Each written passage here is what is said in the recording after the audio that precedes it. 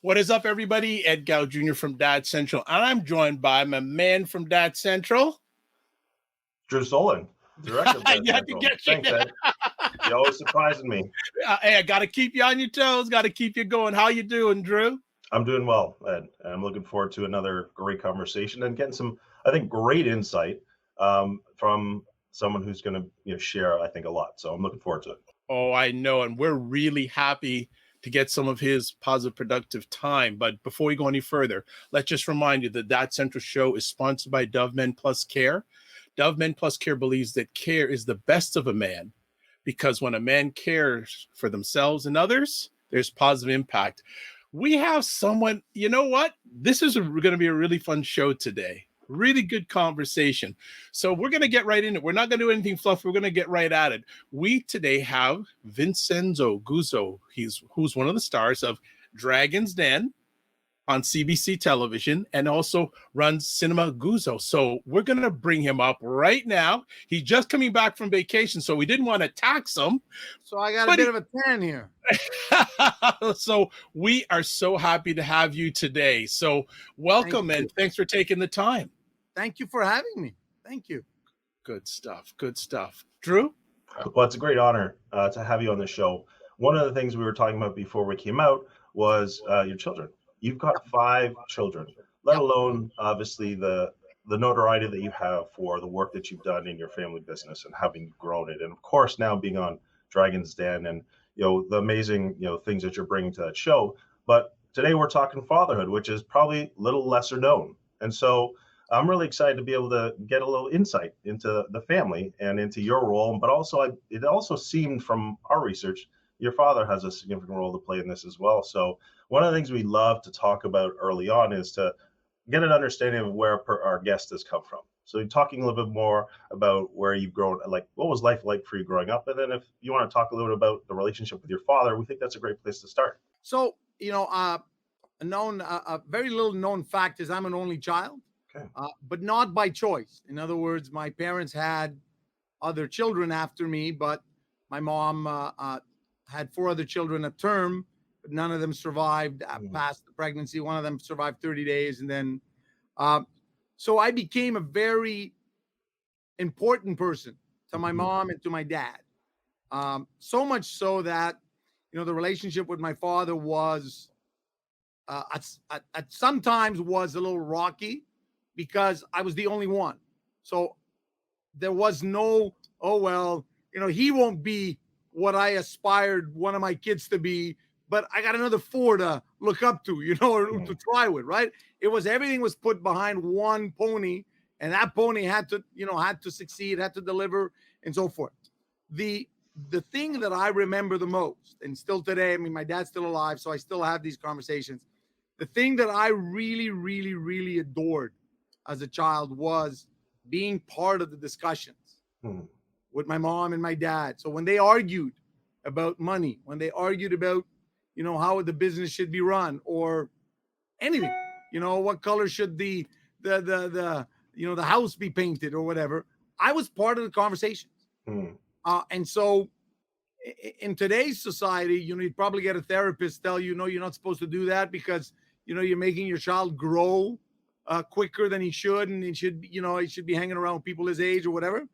But it allowed me a certain level of maturity, which also then allowed me to realize that my closest friends are over 60, but I'm only 53, right? So some of my closest friends are 65, 66. And because I have that bond, that connection, on Dragon's Den, the person I bonded with the most before Robert came on was Jim Tree Living. He's my father. Actually, he's 2-3 years older than my father, right? And I bonded with him.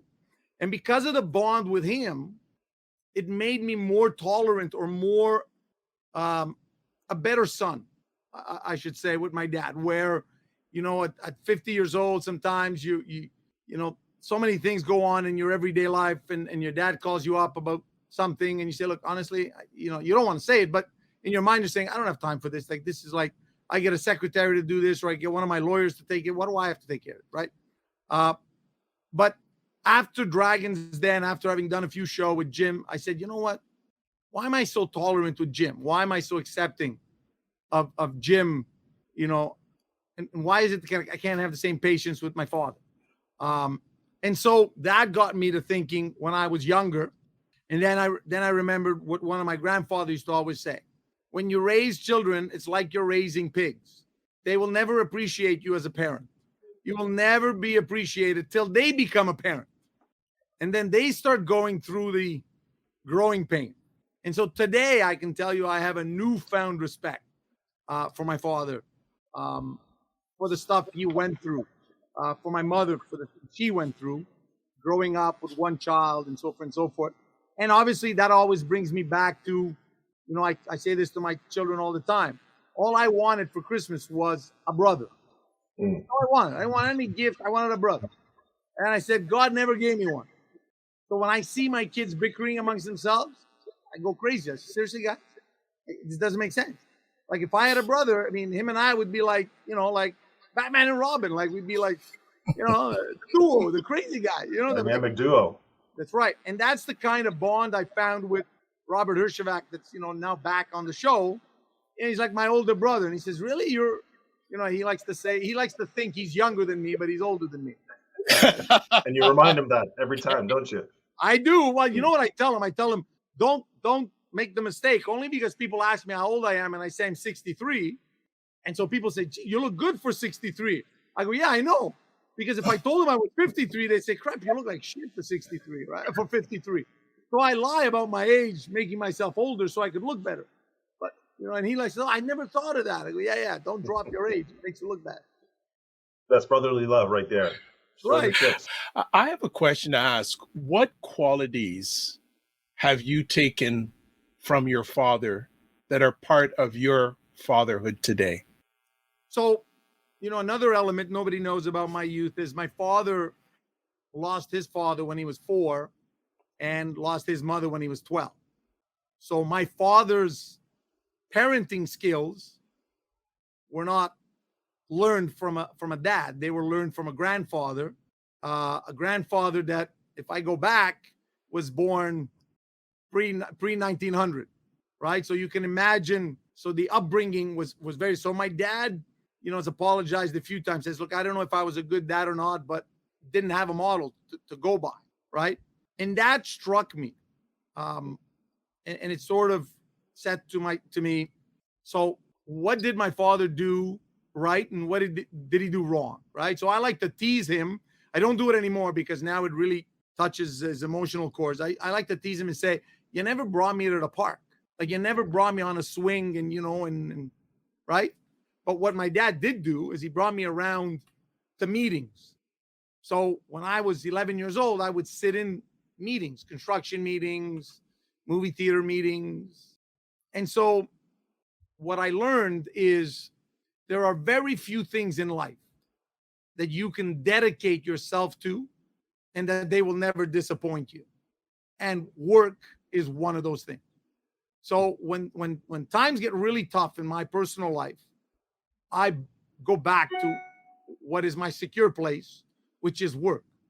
You know, my wife said to me the other day, you really have to bring 3 luggages full of work stuff on every trip we go? And I said, yeah, because it's my safe place. That's right. And my father forgot some of the traumas he went through as a child or as a father when he lost, you know, 4 children by working.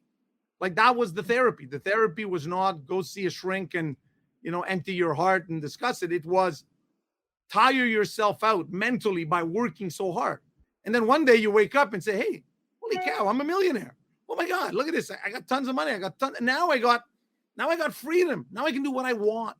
Right. And all of a sudden you realize, hey, thanks to that, how I responded to the trauma, I got at a better place. I got out of it in a better place.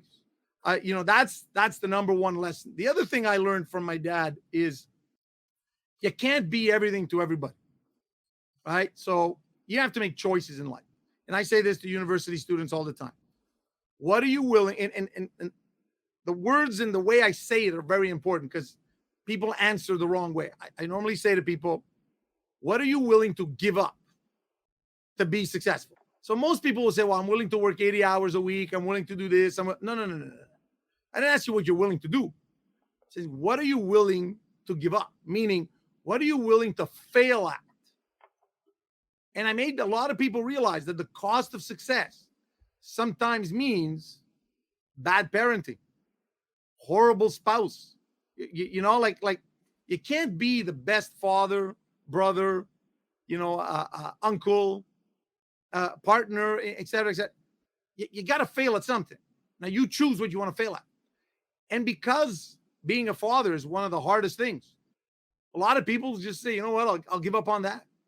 And we see it. Some of the most successful people in the world have the most dysfunctional relationship with their kids, right? So I think the nicest thing my ex-mother-in-law said to me, because let me tell you, she never said anything nice to me while I was married to her daughter. But after I got divorced, she actually said to me, as much as it upset me that my daughter lost a husband and, because of the divorce and so forth, what I'm happy is that your two boys actually found a father.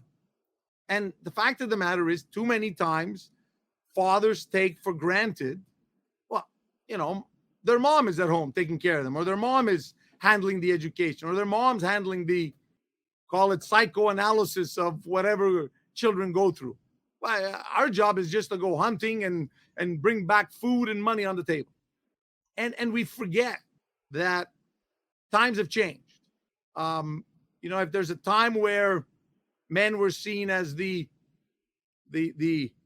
problem to all of society's conflicts, I think today, gender neutrality, everybody's a problem. You got to, I always like to say, so, I have 4 boys and my youngest is a daughter.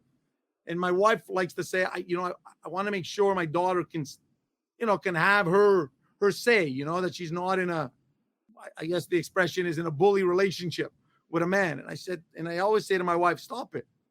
I want her to be able to stand up to everybody, not just the man. I want her to stand up to peer pressure from her girlfriends. I want her to stand up to other women who are going to judge her for being different, right? And it's a very important thing, because I tell my boys and my daughter this all the time. I say, look, people, you will never be able to make everybody happy. So if you're a woman and you're married and you have 5 kids, oh my God, I can't believe it. You're such an old school woman. If you are a career woman and have no kids, oh, I can't believe it. You're not even a woman. Like, oh, you got no motherly. Hey, come on, man. Like, something's got to give here, right? I mean, there's got to be diversity in the world. Everybody's entitled to their way of living, of their way and their choices. And so we shouldn't, as parents, what I try to do is try and teach the children, the only person you're allowed to judge is yourself. Have you progressed today? Are you a better person today than you were 6 months ago? Did you react the right way in this condition, in this situation? That is the only person you're allowed to judge. Everybody else, you don't know what the hell they're going through, right? And so I always like to tell, my wife, I said, Freud used to say that every child's, trauma is analyzed through the relationship with his mother. And my wife, who's in psychiatry, PhD from McGill and so forth, likes to look at me crooked and say, yeah, that's right. Let's blame it on the women all the time. And I look at her and I say, no, but it's true. That was the case. In the next generation, what I'm hoping to hear therapists say is, what was the relationship with your mother and what was the relationship with your father? Let's see which one of them two affected you maybe negatively, and what did they do wrong, so that maybe we can document it and realize, right? And so people need to understand that men are not, and I have this debate with my mother all the time. Every time I have an argument with my parents and I take my father's side in the argument, my mother says, I can't believe it. I carried you for 9 months and you're going to agree with your dad. They say, so what are you telling me? That all he did was he just donated like in a cup or something? Like, come on, man. Like, he's more than just like, yes, you carried me for 9 months. Who cares? Like, let's move on. I'm 53 years old today, right? And I think it's very important that men realize the importance of a male father figure, and that women understand that by men and fathers taking more of a presence, it does not diminish in any way their importance, their value, their, need. Because at the end of the day, because of the gender, I guess, stereotypes, you're supposed to go cry and have empathy from your mother, and you're supposed to get the hard knocks of life from your dad, right? But I've seen the opposite. I've seen women that are tougher than men, and of the stereotype. And so today I can tell you that a well-rounded child needs to have the presence of both parents. And any parent trying to diminish the other parent's importance, for me, is just really, selfish and hurting their children at the end. It's interesting that, like I said, my kids, my two older boys, found the father, as my ex-mother-in-law would say, but I can't disagree with it, right? And it's basically not a court order, but it's a divorce situation that put me in a situation where I had the kids 3 days out of 7. And so I had to be there. It wasn't about, hey, okay, the nanny's going to take care of it. And so now all of a sudden, society forced me to show up and step up at bat and be a father. And have I always been a good father? I don't know. What I can tell you is I try and put dads and moms at the top of the pyramid. And then I put everybody else, all the other family members, aunts, uncles, grandparents, the second level, and then friends at the third level, and so forth and so forth. And as much as friends are important, I think ultimately your parents are the people who are going to back you or help you or take care of you. And if they don't, it's just, there's like, I've had fathers tell me, I don't want my kids to work with me. I want them to go work for somebody else, be abused a bit, be beaten up in the real world, so that they can appreciate once I die what I leave them. But why? Like, why wouldn't you? So I'll tell you a story that because of COVID, it took 3 years to build a theater that was supposed to take 6 months.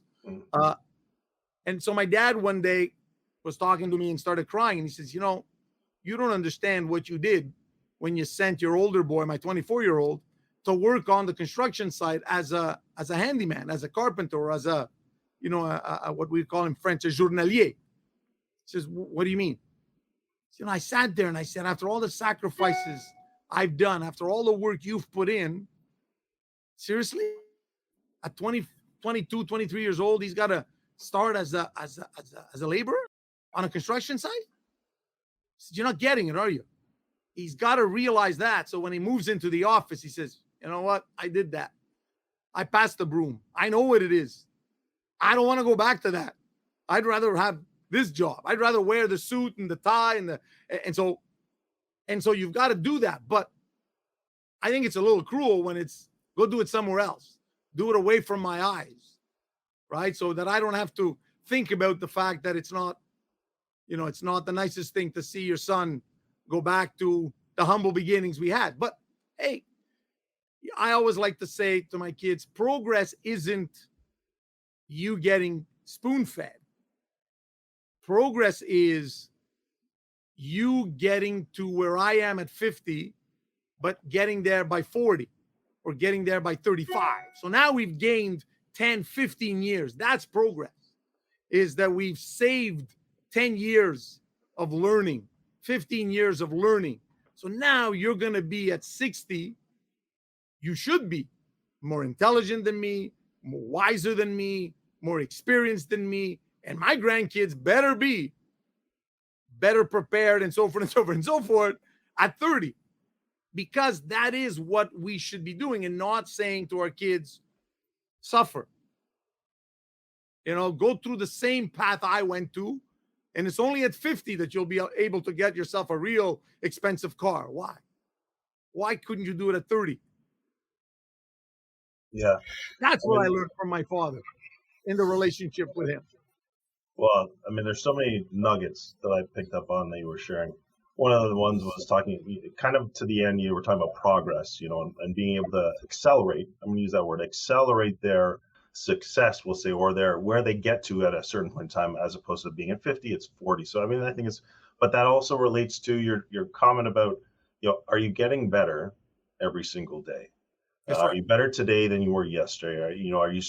Have you taken these next steps? And so I think that's also very powerful. I mean, clearly, the relationship is, I think, the core, though, is what I also heard. Relationship with your dad, but also the relationship you now have with your children, and the focus that you have on that. And so those are really, I think, critical principles that, that's. And I think, look, and I think one of the most important elements, at least for what I would call working parents, let's call them working dads, working moms, doesn't matter, working parents, we feel so guilty when we can't show up to a football game, or like, for example, my son one of my boys has a football game on Friday, and I'm going to be in LA celebrating Robert Herjavec's birthday. Somebody's going to say, like, buddy, do you have your priorities right? But Robert only turned 60 once. My son Delano has another 9 football games after that one that I'm going to make, right? So I've got to choose that priority. So there's no reason for me to feel guilty. But I also have to say that I didn't show up to, my father never, I think my father showed up to one rugby game I played. I'm enamored, or I'm in awe of the relationship between my dad and I, right? So, but I've seen tons of dads show up at every game, and sure, as a 16-year-old, it affected me, as if to say, like, am I really important, right? When when kids go through that hormonal change where people hate me, the whole world hate me. My parents just grounded me, so I guess I'm a horrible child, or whatever. So we all go through those dark days, and I can tell you that today, some of my colleagues from the rugby squad, their dads are nowhere to be seen. Some of those guys don't even want to talk to their dads. Some of them, have totally broken all link with them, but I don't get it. And then the other thing that I think we all need to learn is, so I have, my third boy is a fencer, a Canadian champion. He's, went to the Commonwealth Games. So I never fenced. And everybody says, yeah, but it's okay that his sport is fencing, because that way there's no competition. That way I'm not trying to relive my youth through, he's going to make the squad, he's going to make the football team so that I could dream that I would have made the CFL or the NFL. No. Let kids live their life, right? One of the biggest things that I get accused of often is having a big ego, right? Usually from people who don't know me. And one of the things that I always like to say was, when my wife was pregnant with my fourth child, my fourth boy, she said she had a dream, and in her mind, that child had to have my name. He had to be Vince Guzzo Jr., the second, or whatever, right?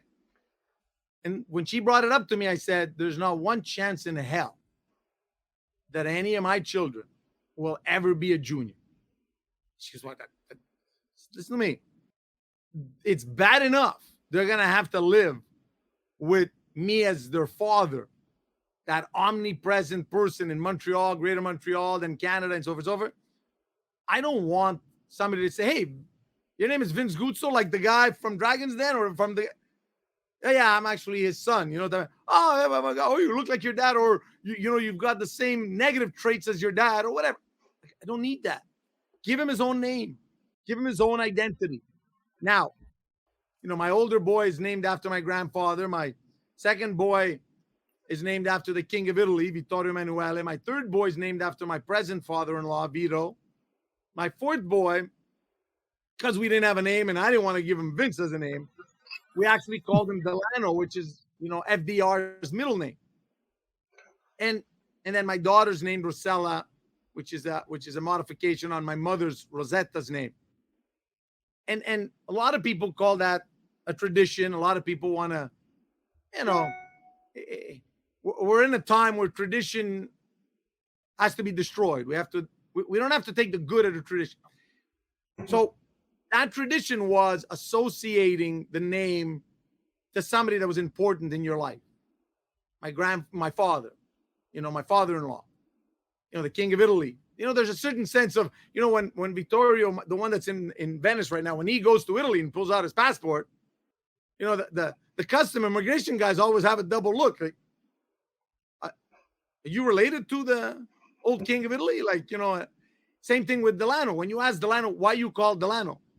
He says, because it's the middle name of one of the presidents of the United States, which, whether we like it or not, is an association to greatness, to grandeur, and it's to aspire to something greater. And I think that's what we should instill in our children, to aspire to more than we have. I tell my kids all the time, you don't work to make money. You work to get freedom. And that freedom is attained by the money you make. But ultimately, it's the freedom to buy a car or not buy a car, to buy a very expensive car or a least expensive. That's what we need to instill into our kids. And as much as sometimes, maybe because of my origins, maybe because of the way I talk, sometimes I get portrayed as a bit of a macho, a bit of a guy's guy or whatever. On Dragon's Den, out of all of the deals I've done, there's only one deal that I did with a guy. Every other deal is with a woman. And in fact, that's because I think women are probably better partners. I think they understand better, and there's less conflict because we complement each other, a bit like a marriage, right? We'll complement each other. A guy, it's, you got two guys arguing on which way to bring this company. And so people need to understand that when my daughter was born, and everybody liked to tease me and say, oh my God, 4 boys, and now you got that daughter, that's God's way of putting you back into, guys, the person who's going to run the business is just born. He's the one who's going to be my memory at family gatherings. He's going to sit there with her brothers. He's going to look at all of them, and she's going to say, hey, you guys finished being assholes? If Daddy was here right now, would you guys be talking and fighting amongst each other like that? No. So, and that's what, every child has his bond, his connection to the other 5. I can tell you that, for example, my kids will not use the terminology half brother or half sister. They will say, that's my brother, that's my sister. That's it. And when my boys were younger, somebody said to them, oh, he's your half brother. He's got 2 ears, 2 arms, 2 legs. Where's the half part? I mean, why is he half anything? No, but legally that's what he is. No, he's not. He's a Guzzo and he's my brother. That's it. We're done. We're not having this argument. Right? Because family is family. And that's what I've instilled in my children. And so, that importance is key in bringing up, I think that with the disappearance of religion in our everyday life, I think people haven't understood that religion was a place to go when there was nobody in your family you could go to. It was like your therapist. You went to see your priest, or you went to see your rabbi, or, now those people are, dwindling away and we're shying away from them. So as parents, I think we have a bigger responsibility now. I think now we have to go back and we have to make sure that what we've learned, what we've experienced gets brought down to our kids. Good stuff. Good stuff. Got a question for you. Since you have 5 kids, can you talk to us about your journey becoming a dad, the fears, hopes, and challenges that came up in the process, and how did you manage them when they came up? Because it probably, maybe, I'm not going to make an assumption, was it different for each child since you have 5 of them? So I can tell you that all you can do is use the experience of the first one when raising the second one, use the experience of 1 and 2 when you're raising the third, and 1, 2, 3 when the fourth. And then when my daughter came along, I said, okay, wait up a minute. Now I have a problem. It's a totally different, reaction to stuff and so forth. So the truth of the matter is I have 5 kids. Not one of them is identical to the other in personality, in mannerism, in way of acting. And what's funny is that my oldest boy was always the one that people would say, he's exactly like you. He's a photocopy of you. Okay. Then my second one, everybody would say, he's like your ex-wife. He's like, okay.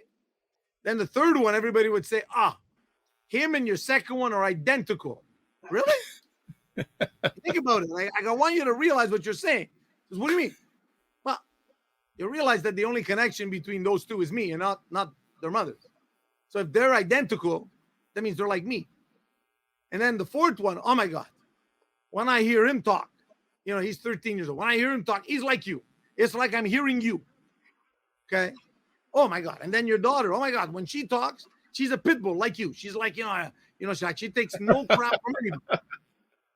So I look at people all the time and I say, you do realize that every one of them is a reflection of their parent at a given time when we were raising them. Meaning, I was maybe a little rough on the edges when I had my first son. So sometimes he talks a bit like a trucker and he shouldn't. But anyway, it is what it is. And the second one, maybe by that time I was a little more diplomatic. I was a little more thinking of a political career. So I started being a little more suave in my talking. So he's a little more of a diplomat, and he knows how to handle it. And then when the third one came along, and so we teach kids in different ways, but they also have their own DNA, right? As I like to say, kids are 50-50. Yeah, sort of. You don't know what DNA they've taken. There's a song that always says, you got the looks, I got the brains, let's make a lot of money. So my wife always tells me, our daughter looks 100% like me. That's amazing. I want her to look like a woman. I don't want her to look like a man. I want her to think like me, though. I don't want her to be less sensitive. I want her to go for the jugular. I want her to take no crap from other women. I want her to take none of the jealousy, the envy, the connivingness from other women. And I sure as hell have no worry about her standing up to a man, because she stands up to 4 brothers. And she's been doing that from birth. And that's what a lot of people need to understand, right? And so the teaching sometimes is outside of our hands. In other words, it's hard for me to teach my daughter how to be with 4 brothers. I didn't have 4 brothers. But she's doing a great job. Trust me, she's doing a great job. She's holding her own. She can be vicious when she gets angry. She keeps no prisoners. She's perfect for the movie business. Put it that way. She can thrive in LA. She's all set. There's Right. there's a couple of key things that I think I've heard. One, throughout as you've been sharing, the importance of your family, and that family, how that relates to creating identity. You said they're each individuals, but they still have this core identity that is part of that family, and that family, I think, is held together by that idea of relationship. There's one thing you mentioned I'm curious about, and if you want to talk a little bit, I'd love to ask you about this.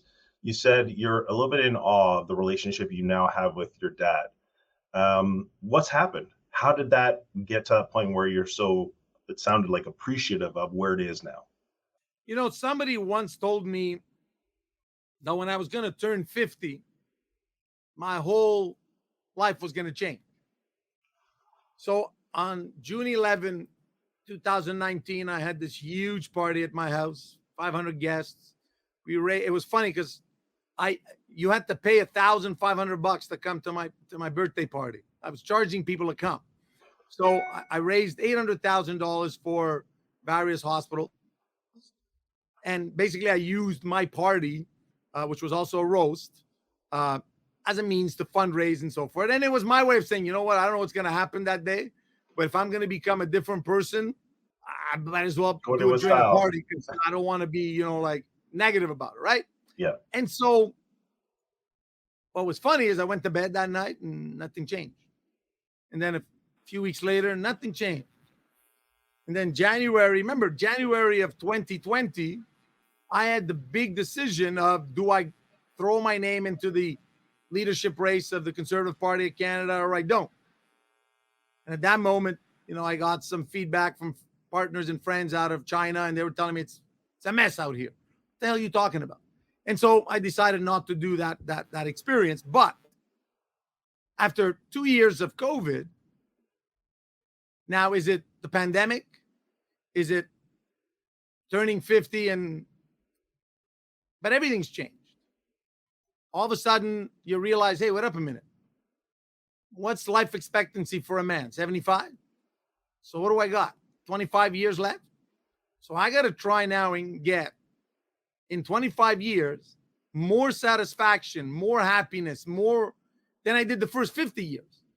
Because I coasted the first 25 thinking I had tons of time. I was going to live forever.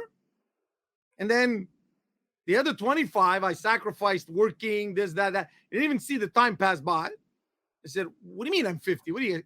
And I say this as a joke often. I say to people, you know, they tell me, so how do you feel? Like, you know, you're 53, you look good. I don't know how I look.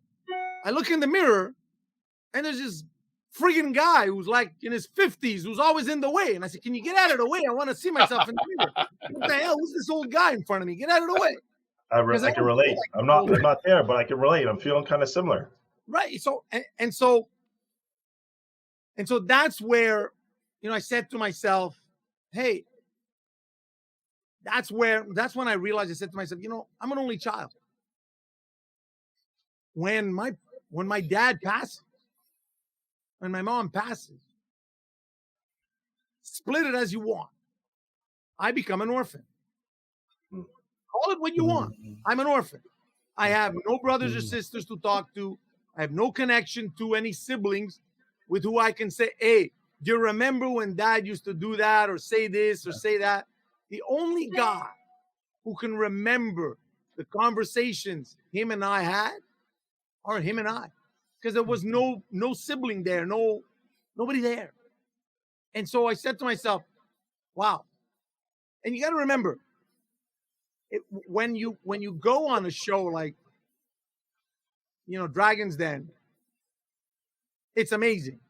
It's a great experience. But one of the problems you get is you see pictures of yourself 5 years ago. And whether you like it or not, you see pictures of yourself for you, and then you go, oh shit. And so I went to a food show this year during one of the breaks that we had on while we were filming. And everybody said, hey, that's the guy from Dragon's Den. You know, so they saw the flower, they saw my name tag or whatever. But a whole bunch of people said to me, you look a lot younger. I said, really? You think so? Because, yeah, you look a lot younger. And so all of a sudden you look at yourself, you know, it's sort of like you get to see yourself aging. It makes you reflect. You know, you get to see pictures of your dad. And this year, particularly, you know, there's a pitch where, as a gift, you interview your parents, and they write a book, a family story book, which down to. And what's funny about that is that I've been telling my wife since 2005, we should do a book every year on pictures, only pictures, and we just call it What We've Seen, or See What I've Seen in that year, 2005, 2006, so that the kids one day will say, what do you mean? Like, you know, my daughter the other day said to me, I went to Paris. Yeah, you were like 8 months old, but yeah, you went to Paris. Or you were 3 months old. Yeah, we went to Paris because it was St. Valentine's Day and I wanted to take your mom to Paris, so I took her. But you were too young. She didn't want to leave you behind, and you're the only daughter. And so yeah, you were there, and you cried like a crazy child every time, and you drove me crazy, right? And so, oh my God, I want to go back to Paris. But she had never realized that. Like, how many times, do we sit down at dinner and we talk, and my wife will say, yeah, so when I went to law school, and the kids will say, you went to law school? Yeah, your mom went, she did 2 years of law school. Now she's in, psychiatry, but before she was in law school. How come we don't know that you went to law school? Well, because maybe we didn't communicate that, right? But how many other stuff did we not communicate? How many beauties did we not communicate? Now, because of Instagram, we're all doing Instagram posts or whatever, but that's fake almost sometimes, right? So, I like the people who look at my posts, and some guy tried to determine my mood swings based on my Instagram post. You're not getting it, are you? When I see the message that I like, this is an important message. It got nothing to do with how I'm feeling. It just gets posted because it gets posted. It may not mean anything about my life, but it's that appreciation that you see. And then as you see, when you look at a dad, you look at the tough guy, you look at the rock. One of my kids many, many years ago made a mistake, and I severely disciplined him.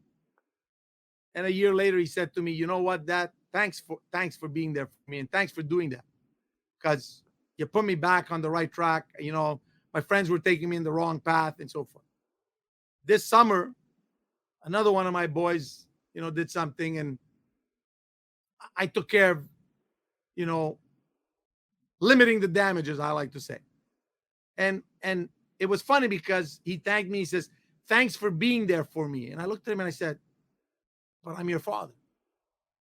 I may not be happy all the time about what you do, but I'll always be there.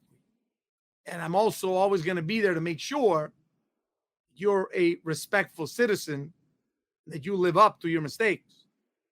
I don't want them to damage you forever. And, but you need to fess up the mistakes you've done. And so that allowed me to realize how significant my father had been in my life, how when I did stupidities, as long as I didn't get caught, nobody knew. The minute I got caught, my go-to person was my dad, because I knew I would get raw honesty. I would get help, undevoted help, unconditional help. And so in the last 2 to 3 years, it was a little sad for me to see that the roles had changed with my dad. I had now become his rock. So now he's fearful to make certain decisions, because he says, well, I don't know. What if I'm being, overly confident about this investment, let's say. So he comes to me and says, what would you do? And every once in a while, to try and get me personally, motivated in the thing, sometimes he says to me, because, at the end of the day, whatever I do is going to be yours, because who am I giving it to you? I only have one child left, right? Okay, it doesn't matter. Don't worry about it. Whether it's mine or not, it doesn't matter. I'm there for you. Let's go over this together, type of thing, right?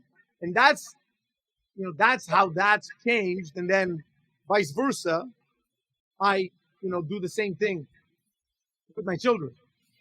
And when I turned 50, some of my friends roasted me, and then a professional comedian roasted me. But one of my friends, a guy called Sal Parasuco, which is our, the denim legend of Canada, Santana jeans and so forth. What he said was that the thing he admired the most was the loyalty my kids had towards me, and how much my kids would defend me when I was not in the room and somebody tried to, whether in a sarcastic way or whether just to be funny or, thinking, just to tease them, would say something bad about me. he was impressed. He said, I can't believe on how, holy cow. Like, it was like, the Fantastic Fives got together and they're like just coming after it, right? And so for me, it was like, I guess I'm doing something right. Right? Yeah. I would imagine any father would love to hear a similar message from somebody who's observing. I think ultimately it's the accomplishment.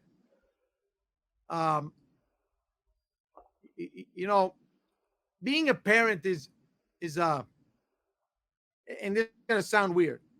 It's a very ungrateful job.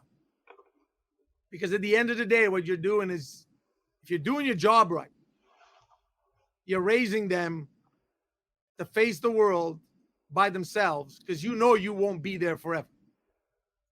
Right? And so I tell my wife often, and she hates me every time I say it. She sometimes will argue with me and say that, I can't believe how rude your daughter is. I can't believe you tolerate how rude she is with me. And I said, look, Maria, your daughter needs to stand up to you first before she can stand up to any other person in the world. If you can stand up to your mother, you can stand up to anybody.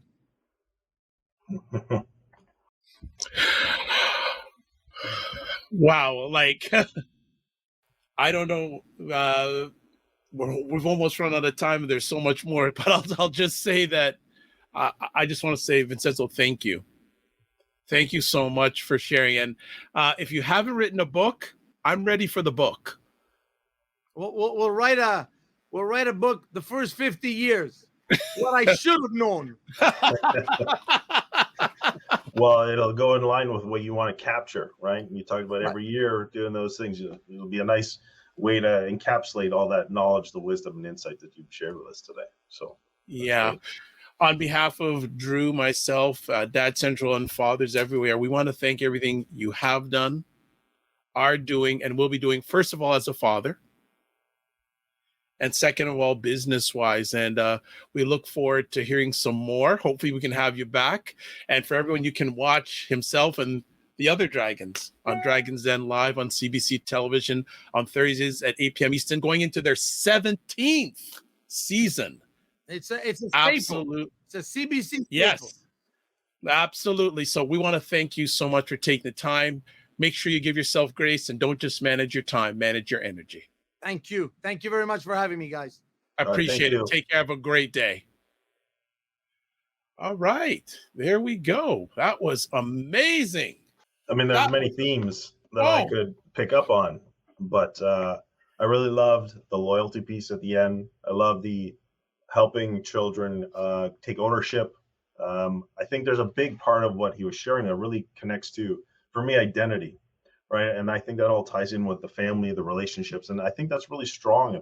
And I love it when he's, instilling in his children through his example, but also just in terms of the stories he's telling them, how he's communicating with them, that, it's about your development first and who you're becoming, and then showing up that way in the world, whether that's in your family. I love the story of his daughter against the four boys, but also daughter to the mom. And so just those elements to me, I think, are very great takeaways for dads to, the more that you can model that, live that out, and then instill that in your children, what it means for them as they grow, because that's what we're about, right? Getting your kids tools to be successful in life. So many take homes, but one that we haven't had on the show as of yet, and something I encounter all the time, I'm fathering my father. And I can relate to Vincenzo, what he said. In my earlier days, my relationship with my father was not great. And it took my dad almost dying of a heart attack to change our relationship. And now we're each other's best friends. So I want to put it out there for fathers. If your father's still alive, do your best to have that relationship, because he's going to probably need you. Yeah, I think that's a great point. There's a lot of power in, even if it's restoring that relationship, if it hasn't been where you need it to be. Jared Lopes talked about that on his when he shared about his journey when he didn't have his father. So yeah, I think there's a lot of power in that. That's a great example. Thank you for bringing that up too. Yeah, that's because our fathers are living longer. And if you're a son, especially if you're only son, they're going to turn to you. They're going to turn to you. So you can get a double challenge. You may also be not only raising your kids, but helping your father. And that's something that a lot of fathers don't realize it, but when it hits them, it can be a big challenge. But great conversation. As always, we want to say that the Dad Central Show is sponsored by Dove Men Plus Care. Dove Men Plus Care believes care is the best of a man, because when men care for themselves and others, there is positive impact. If you want to get in touch with us, and we'd love you to, email us at podcast@dadcentral.ca. Email us. Make sure you follow us, subscribe to us wherever you're listening or watching this. It's appreciated, not taken for granted. If you want to watch or listen to podcasts, dadcentral.ca/podcasts, and the website, piles of free resources for dads, families, etc. on dadcentral.ca. So as always, I'd like to say thank you so much for watching. Please share it out. Please provide feedback. Make sure you give yourself grace, and don't just manage your time, manage your energy. Take care.